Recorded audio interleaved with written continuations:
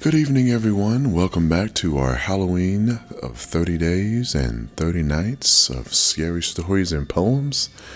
We're coming back to the legend of Sleepy Hollow, where Ichabod Crane meets the beautiful temptress in his heart of Katrina Von Tassel. Ichabod Crane had a soft and foolish heart towards the sex, and it is not to be wondered at that so tempting a morsel soon found favor in his eyes, more especially after he had visited her in her paternal mansion. Old Baltus Von Tassel was a perfect picture of a thriving, contented, liberal-hearted farmer. He seldom, it is true, sent either his eyes or his thoughts beyond the boundaries of his own farm. But within those everything was snug, happy, and well-conditioned. He was satisfied with his wealth, but not proud of it, and piqued himself upon the hearty abundance rather than the style in which he lived.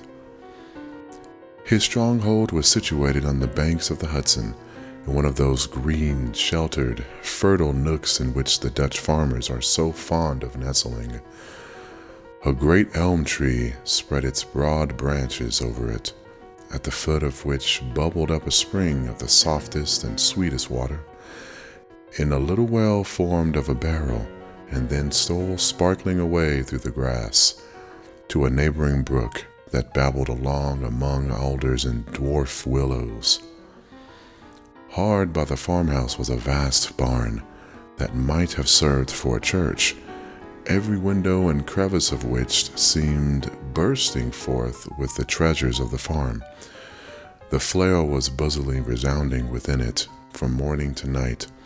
Swallows and martins skimmed twittering about the eaves, and rows of pigeons, some with one eye turned up as if watching the weather, some with their heads under their wings or buried in their bosoms, and others swelling and cooing and bowing about their dames, were enjoying the sunshine on the roof. Sleek unwieldy porkers were grunting in the repose and abundance of their pens, from whence sallied forth now and then troops of suckling pigs as if to snuff the air. A stately squadron of snowy geese were riding in an adjoining pond, convoying whole fleets of ducks. Regiments of turkeys were gobbling through the farmyard, and guinea fowls fretting about it like ill-tempered housewives with their peevish, discontented cry.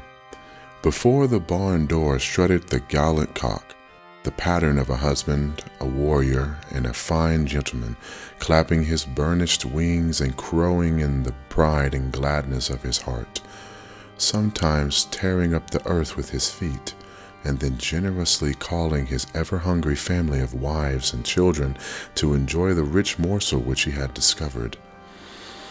The pedagogue's mouth watered as he looked upon this sumptuous promise of luxurious winter fare.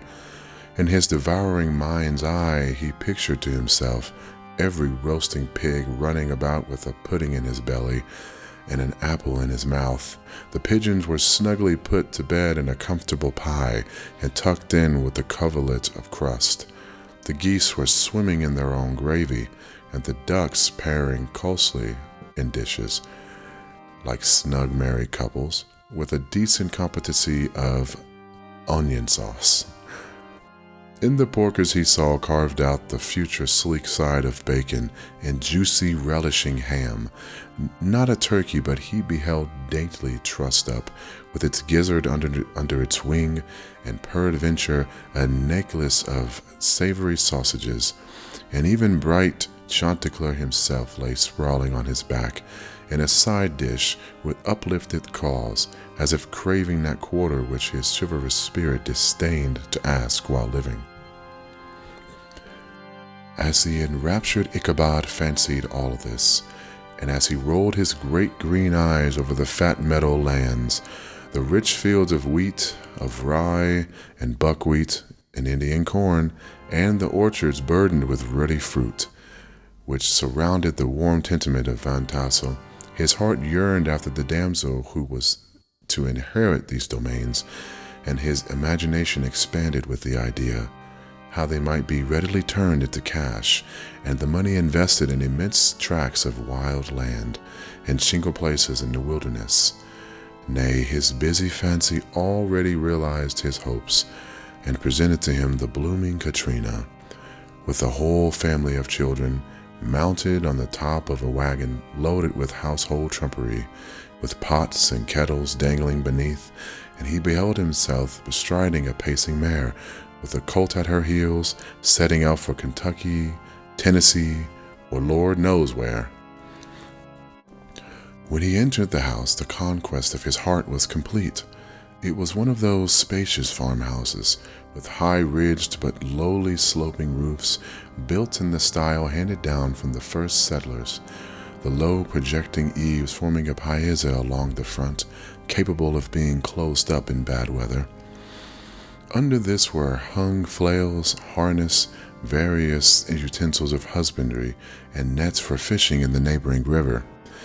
Benches were built along the sides for summer use, and a great spinning wheel at one end and a churn at the other showed the various uses to which this important porch might be devoted. From this piazza the wondering Ichabod entered the hall, which formed the center of the mansion, and the place of usual residence. Here rows of resplendent pewter, ranged on a long dresser, dazzled his eyes. In one corner stood a huge bag of wool ready to be spun. In another, a quantity of linsey woolsey just from the loom, ears of Indian corn, and strings of dried apples and peaches hung in gay festoons along the walls, mingled with a gourd of red peppers, and a door left ajar gave him a peep into the best parlor, where the claw-footed chairs and dark mahogany tables shone like mirrors, andirons, with their accompanying shovel and tongs, glistened from their covert of asparagus tops. Mock oranges and conch shells decorated the mantelpiece. Strings of various colored bird eggs were suspended above it. A great ostrich egg was hung from the center of the room, and a corner cupboard, knowingly left open, displayed immense treasures of old silver and well-mended china. From the moment Ichabod laid his eyes upon the regions of delight, the peace of his mind was at an end, and his only study was how to gain the affections of the peerless daughter of Fantassel.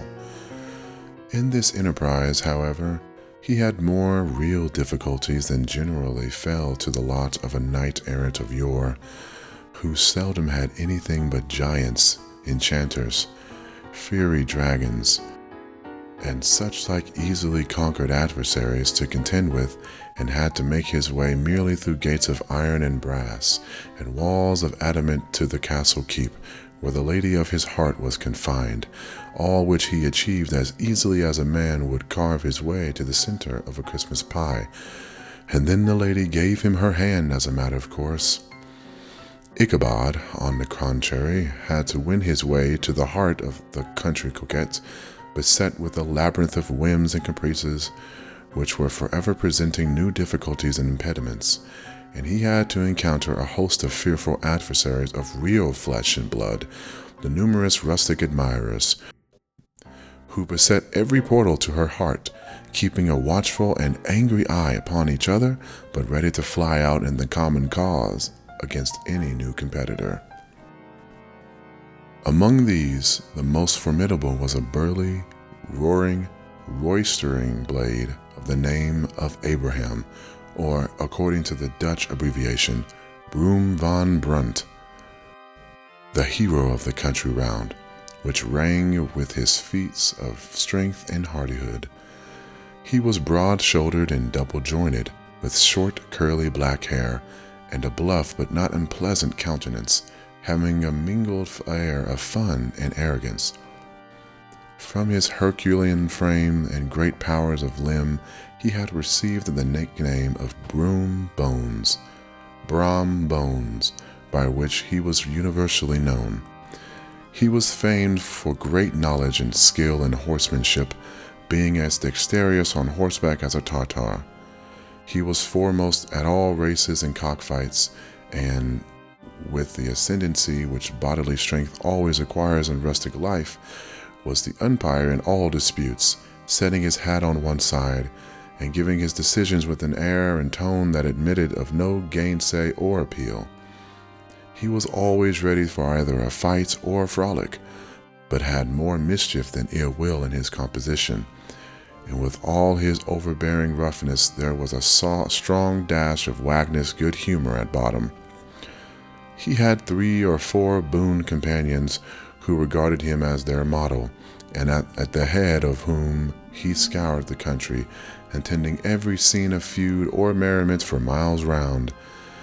In cold weather he was distinguished by a fur cap, surmounted with the flaunting fox's tail, and when the folks at the country gathering descried this well-known crest at a distance, whisking about among a squad of hard riders, they always stood by for a squall.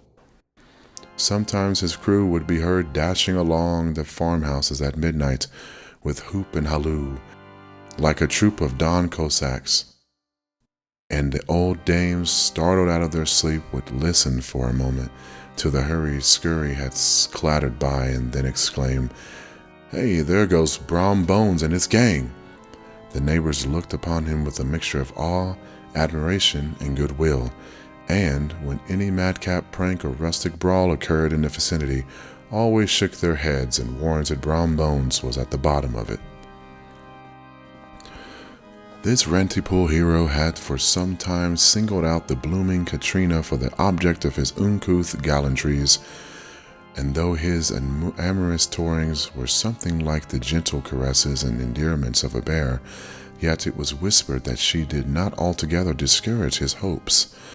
Certain it is, for his advances were signals for rival candidates to retire, who felt no inclination to cross a lion in his amours, insomuch that when his horse was seen tied to Van Tassel's paling on a Sunday night, a sure sign that his master was courting, or as it is termed, sparking, within, all other suitors passed by in despair and carried the war into their quarters. Such was the formidable rival with whom Ichabod Crane had to contend, and considering all things, a stouter man than he would have shrunk from the competition, and a wiser man would have despaired.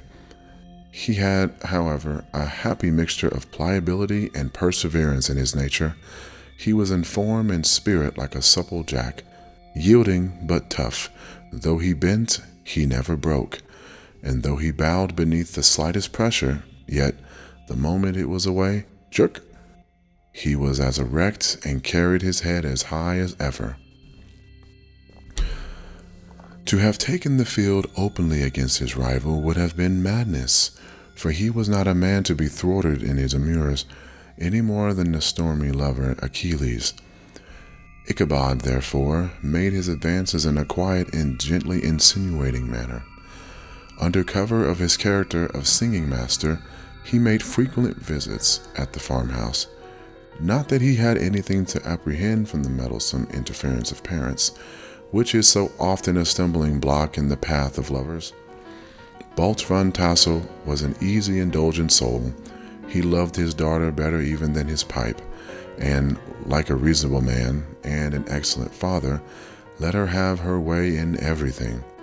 His notable little wife, too, had enough to do to attend to her housekeeping and manage her poultry, for as she sagely observed, ducks and geese are foolish things and must be looked after, but girls can take care of themselves. Thus, while the busy dame bustled about the house or plied her spinning wheel at one end of the piazza, honest Balt would sit smoking his evening pipe at the other, watching the achievements of the little wooden warrior who, armed with a sword in each hand, was most valiantly fighting the wind on the pinnacle of the barn. In the meantime, Ichabod would carry on his suit with the darter by the side of the spring under the great elm, or sauntering along in the twilight, that hour so favorable to the lover's eloquence. I profess not to know how women's hearts are wooed and won. To me, they have always been matters of riddle and admiration. Some seem to have but one vulnerable point of door, of access, while others have 1,000 avenues and may be captured in 1,000 different ways. It is a great triumph of skill to gain the former, but a still greater proof of generalship to maintain the possession of the latter, for man must battle for his fortress at every door and window. He who wins 1,000 common hearts is therefore entitled to some renown, but he who keeps undisputed sway over the heart of a coquette is indeed a hero. Certain it is, this was not the case with the redoubtable Brom Bones, and from the moment Ichabod Crane made his advances, the interests of the former evidently declined. His horse was no longer seen tied to the palings on Sunday nights, and a deadly feud gradually arose between him and the preceptor of Sleepy Hollow. Brom, who had a degree of rough chivalry in his nature, would fain have carried matters to open warfare and have settled their pretensions to the lady, according to the mode of those most concise and simple reasoners, the knights errant of yore, by single combat. But Ichabod was too conscious of the superior might of his adversary to enter the list against him.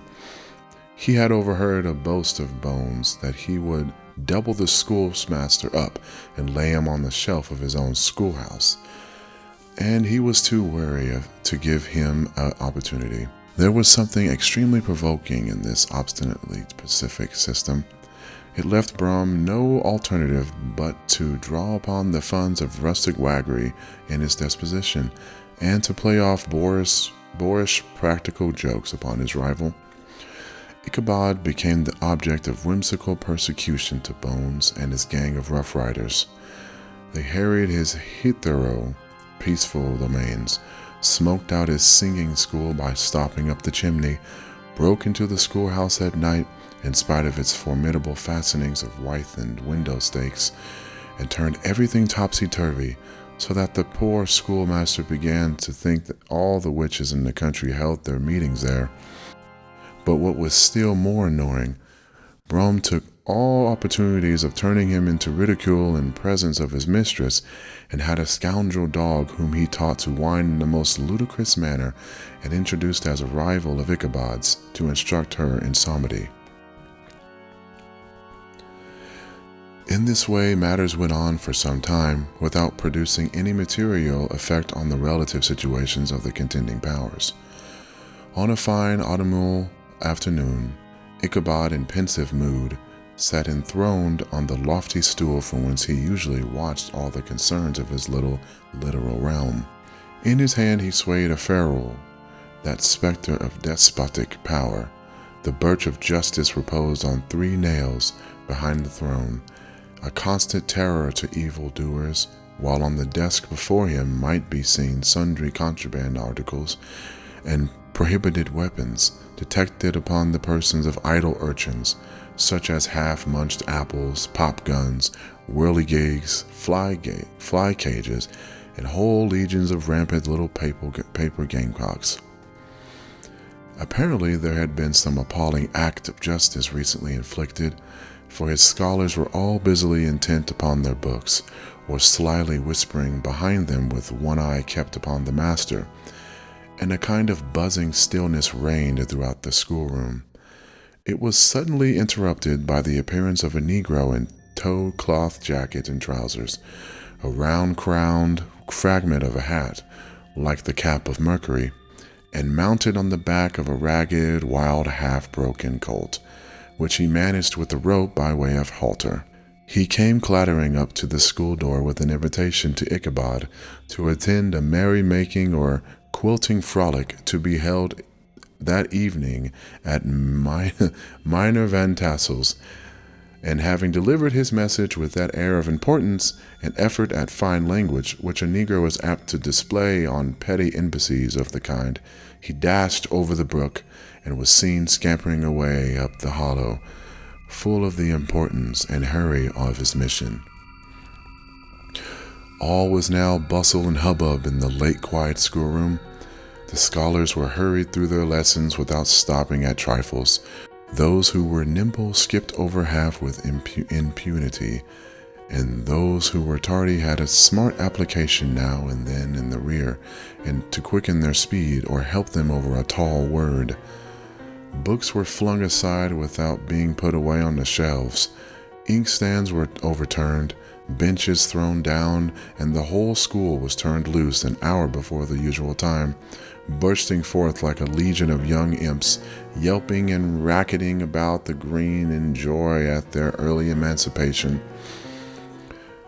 The gallant Ichabod now spent at least an extra half-hour at his toilet, brushing and furbishing up his best and indeed only suit of rusty black, and arranging his locks by a bit of broken-looking glass that hung up in the schoolhouse, that he might make his appearance before his mistress in the true style of a cavalier. He borrowed a horse from the farmer whom he was dociliated, a choleric old Dutchman of the name of Hans van Ripper, and thus gallantly mounted, issued forth like a knight-errant in quest of adventures. But it is meet I should, in the true spirit of romantic story, give some account of the looks and equipments of my hero and his steed. The animal he bestrode was a broken-down plough horse that had outlived almost everything but its viciousness. He was gaunt and shagged, with an ewe neck and a head like a hammer. His rusty mane and tail were tangled and knotted with burrs. One eye had lost its pupil and was glaring and spectral, but the other had the gleam of a genuine devil in it. Still, he must have had fire and metal in his day, if we may judge from the name he bore of Gunpowder. He, in fact, been a favorite steed of his master's, the choleric Van Ripper, who was a furious rider, and had infused, very probably, some of his own spirit into the animal, for, old and broken down as he looked, there was more of a lurking devil in him than any young filly in the country. Ichabod was a suitable figure for such a steed. He rode with short stirrups, which brought his knees nearly up to the pommel of the saddle. His sharp elbows stuck out like grasshoppers. He carried his whip perpendicularly in his hand, like a scepter, and as his horse jogged on, the motion of his arms was not unlike the flapping of a pair of wings. A small wool hat rested on the top of his nose, for so his scantly stripe of forehead might be called, and the skirts of his black coat fluttered out almost to the horse's tail. Such was the appearance of Ichabod and his steed as they shambled out of the gate of Hans van Ripper, and it was altogether such an apparition as is seldom to be met with in broad daylight. It was, as I have said, a fine autumnal day. The sky was clear and serene, and nature wore that rich and golden livery which we always associate with the idea of abundance. The forests had put on their sober brown and yellow, while some trees of the tenderer kind had been nipped by the frosts into brilliant dyes of orange, purple, and scarlet. Streaming files of wild ducks began to make their appearance high in the air. The bark of a squirrel might be heard from the groves of beech and hickory nuts, and the pensive whistle of the quail at intervals from the neighboring stubble field. The small birds were taking their farewell banquets. In the fullness of their reverie, they fluttered, chirping and frolicking from bush to bush and tree to tree, capricious from the very profusion and variety around them. There was the honest cock robin, the favorite game of stripling sportsmen, with its loud, querulous note, and the twittering blackbirds flying in sable clouds, and the golden-winged woodpecker with his crimson crest, his broad black gorget and splendid plumage, and the cedar bird with its red-tipped wings and yellow-tipped tail, and its little Montreal cap of feathers, and the blue jay, that noisy coxcomb, in his gay little blue coat and white underclothes, screaming and chattering, nodding and bobbing and bowing, and pretending to be on good terms with every songster of the grove.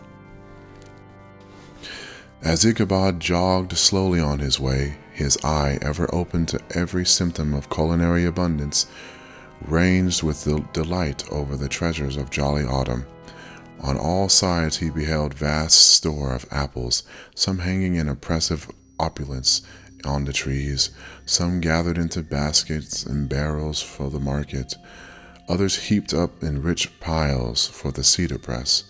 Farther on he beheld great fields of Indian corn, with its golden ears peeping from their leafy coverts, and holding out the promise of cakes and hasty pudding, and the yellow pumpkins lying beneath them, turning up their fair round bellies to the sun, and giving ample prospects of the most luxurious of pies.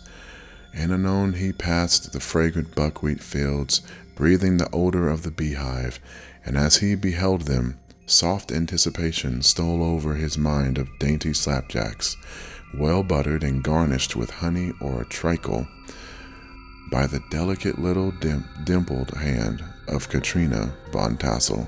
Thus feeding his mind with many sweet thoughts and sugared suppositions, he journeyed along the sides of a range of hills which look out upon some of the goodliest scenes of the mighty Hudson. The sun gradually wheeled his broad disk down in the west. The wide bosom of the Tappan Zee lay motionless and glassy, excepting that here and there a gentle undulation waved and prolonged the blue shadow of the distant mountain.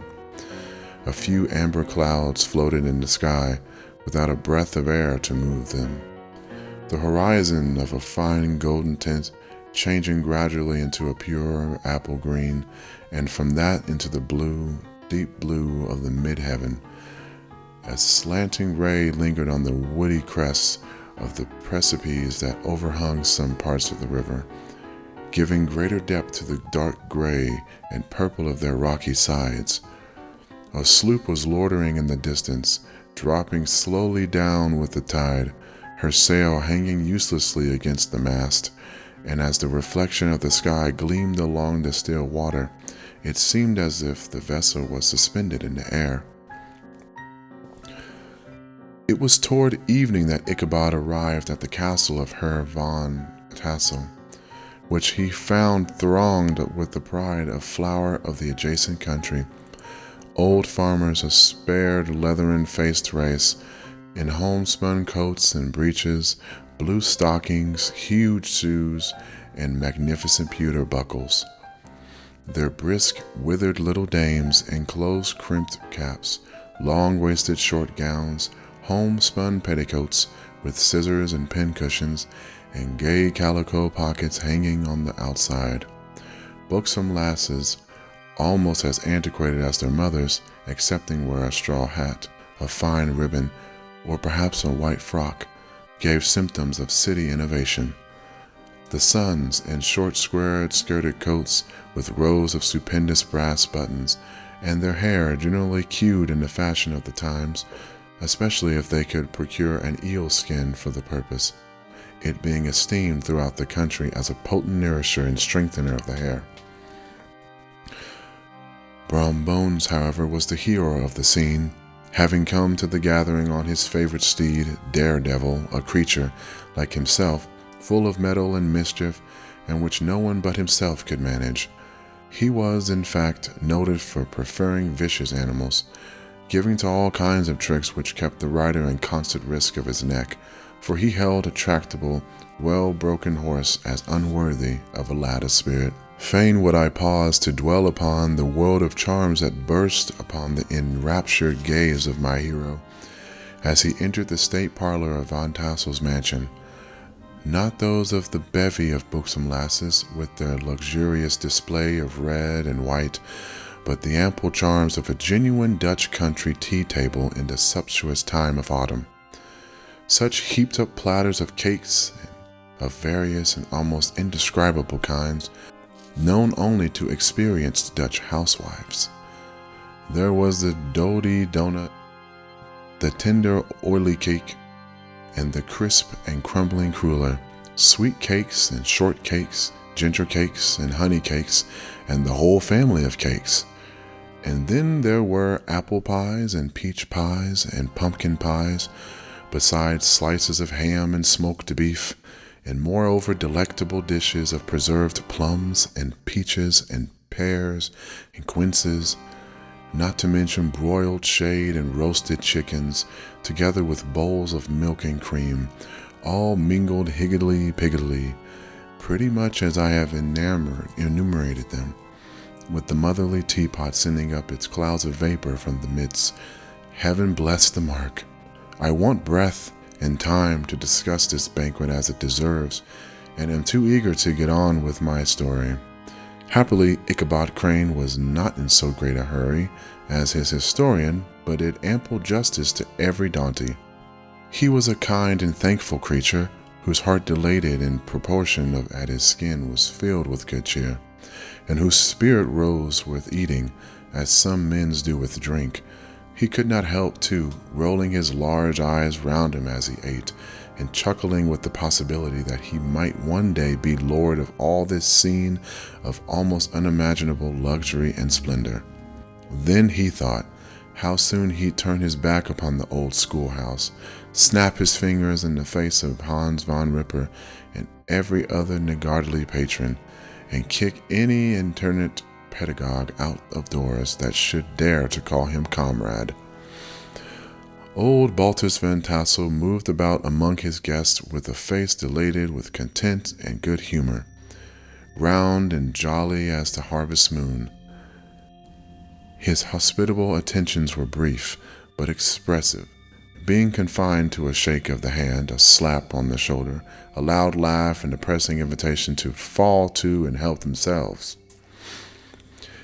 And now the sound of the music from the common room, or hall, summoned to the dance. The musician was an old gray-headed Negro who had been the itinerant orchestra of the neighborhood for more than half a century. His instrument was as old and battered as himself. The greater part of the time he scraped on 2 or 3 strings, accompanying every movement of the bow with a motion of the head, bowing almost to the ground and stamping his foot whenever a fresh couple were to start. Ichabod prided himself upon his dancing as much upon his vocal powers. Not a limb, not a fiber about him was idle, and to have seen his loosely hung frame in full motion and clattering about the room, you would have thought Saint Vitus himself, that blessed patron of the dance, was figuring before you in person. He was the admiration of all the Negroes who, having gathered of all ages and sizes from the farm and the neighborhood, stood forming a pyramid of shiny black faces at every door and window, gazing with delight at the scene, rolling their white eyeballs and showing grinning rows of ivory from ear to ear. How could the flogger of urchins be otherwise than animated and joyous? The lady of his heart was his partner in the dance, and smiling graciously in reply to his amorous ooglings, while Brown Bones, sorely smitten with love and jealousy, sat brooding by himself in one corner. When the dance was at an end, Ichabod was attracted to a note of the sager folks, who, with old Van Tassel, sat smoking at one end of the piazza, gossiping over former times and drawing out long stories about the war. This neighborhood, at the time of which I am speaking, was one of those highly favored places which abound with chronicle and great men. The British and American line had run near it during the war. It had, therefore, been the scene of marauding and infested with refugees, cowboys, and all kinds of border chivalry. Just sufficient time had elapsed to enable each storyteller to dress up his tale with a little becoming fiction, and in the instinctiveness of his recollection to make himself the hero of every exploit. And tonight, this is where we'll stop. We'll be stopping right at the part where we start beginning the storytelling. We'll come back for the next and last part of the Legend of Sleepy Hollow. I'm very thankful for those who have come and listened, and I did not expect to have any viewers, and the likes and comments are greatly appreciated. I truly appreciate each and every one of you, and please come back for part 3, the final part of the Legend of Sleepy Hollow. Happy night, everybody, and be well.